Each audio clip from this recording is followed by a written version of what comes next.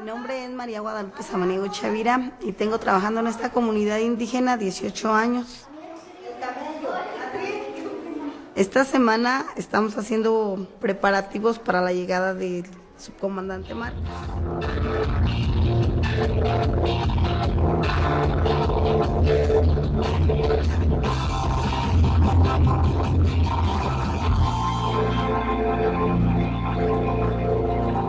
Bienvenidas y bienvenidos, gracias por permitirnos estar con ustedes esta noche y gracias a Javier Sirruza, que es director para América Latina y el Caribe de International Crisis Group. Con Javier hemos hablado en varias ocasiones. Este enlace que estamos realizando de México a Bogotá, Colombia, donde se encuentra, bueno, pues nos permite hablar con Javier del tema de lo que en México llamamos autodefensas y policías comunitarias, de lo que él y un grupo de expertos de este grupo internacional Crisis Group han estudiado, han informado, han hecho un estudio especial del que hablamos en su momento en el pasado mes de agosto en este programa, hablando de lo que ellos elaboraron en mayo de 2013.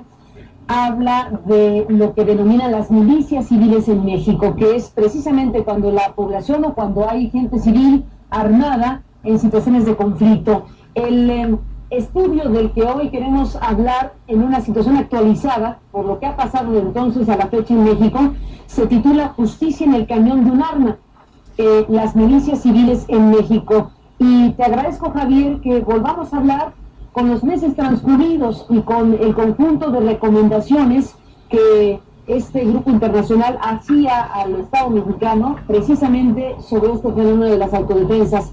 Gracias por estar aquí, Javier. Te saludo desde México hasta Colombia. Bienvenido.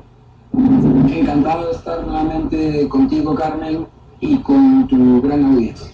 Bueno, este estudio del que hablamos ahora nuevamente, Javier, se refiere a estudios de caso Guerrero y Michoacán. Hoy el foco de atención principal noticioso de los últimos días, hay que decirlo, en México, es precisamente lo que sucede en Michoacán, la irrupción más amplia y pública de las llamadas autodefensas, situaciones muy críticas y difíciles que se están viviendo precisamente en Michoacán, que nos obligan pues a retomar el tema. Javier, ¿qué análisis se puede hacer en este momento del caso en México y del caso Michoacán? Gracias, Carmen. Nosotros cuando empezamos nuestro trabajo en México en enero del año pasado, haciendo una radiografía de la violencia y tratando de buscar las causas y los efectos de lo que se llamó la guerra contra los carteles, encontramos algo que en realidad no esperábamos encontrar en ese momento, que era la proliferación de grupos de justicia privada en al menos 9 de los estados de la Unión Mexicana, y en particular en Guerrero y Michoacán, con una gran densidad tanto de número de miembros como también de legitimidad social, de calidad popular.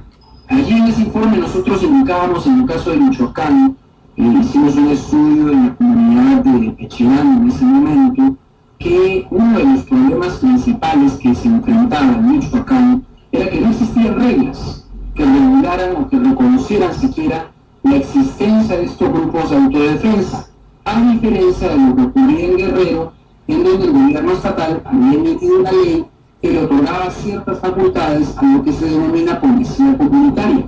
Entonces, en nuestras recomendaciones señalábamos que el gobierno mexicano debería ver a las autodefensas como una oportunidad, siempre y cuando se cumplieran 3 requisitos básicos. Primero, que no portaran armas. Segundo, que se diera una legislación que reconociera los límites entre la autoridad estatal y las autodefensas. Y tercero, que se respetaran los derechos humanos. Señalábamos en ese momento que cumplidas estos tres requisitos, las autodefensas podían ser un aliado importante, porque de lo contrario, lo indicábamos en la última línea del informe, esto podía abrir un nuevo frente a la violencia que ya sufría México. Lamentablemente, lo que hemos observado en las semanas recientes en Michoacán indican que este pronóstico era más bien acertado. Pues ha surgido un nuevo frente muy complejo que ahora el gobierno debe atender con urgencia. Pero en el no portar armas, en el caso mexicano, en el caso michoacano, Las autodefensas han dicho con mucha claridad que no están dispuestas a entregar las armas o a desarmarse hasta en tanto no se cumplan las condiciones que ellos a su vez establecen. Es decir, que se capture por lo pronto a 7 de los líderes templarios, que es el foco de atención que ellos han puesto, y que se restablezca el Estado de Derecho en Michoacán. Cualquier decisión de política pública en cualquier ámbito depende fundamentalmente del contexto.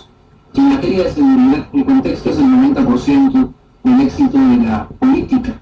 En mayo del 2013, cuando nosotros dijimos las milicias no pueden portar armas, la fuerza pública tiene que desarmarlos, era un momento en el que, si bien habían ocurrido algunos enfrentamientos ya entre, por ejemplo, caballeros templarios y estas autodefensas, no se habían desplegado con la gravedad y el sentido de urgencia que ocurre hoy en Michoacán.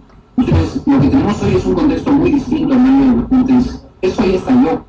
Las autodefensas han tenido que salir a enfrentar a estos carteles y obviamente este cartel de los caballeros templarios ha perdido terreno frente a esta ofensiva y obviamente quiere recuperarlo y obviamente va a declarar objetivo militar a los líderes de las autodefensas que han contribuido a estos ataques de los carteles. Entonces, siendo el contexto radicalmente distinto, es muy difícil simplemente decirle a las autodefensas desármense mañana. Esto tiene que ser progresivo y creo que el pedido principal, que regrese el Estado de Derecho en Michoacán, implica no solamente que se desarmen las autodefensas, sino que haya una policía y una autoridad eficaz que responda por la seguridad de la población y en particular por la seguridad de quienes han puesto en riesgo su vida con estas acciones, según ellos dicen, contra este cartel. Conocemos muy bien, tanto en México como en muchos países de América Latina, cómo actúan estos carteles contra quienes afectan sus intereses. ¿Qué hacer? Ya no es momento de soluciones estructurales y sofisticadas. Es momento de un plan de urgencia que permita proteger la vida y la seguridad de los michoacanos y que pueda restablecer en un mediano plazo, esto no va a pasar mañana, una confianza que se ha perdido, la confianza entre el Estado y la comunidad. Entiendo perfectamente y creo que compartimos cualquiera esta apreciación de que debe haber un plan de urgencia. Bueno, después de la pausa te pregunto sobre tu valoración de estos elementos que están a la mesa del tipo de plan de urgencia que hoy parece estar ocurriendo en Michoacán y qué tendría que suceder para que fuera razonablemente exitoso en un plazo razonablemente breve. Volvemos contigo.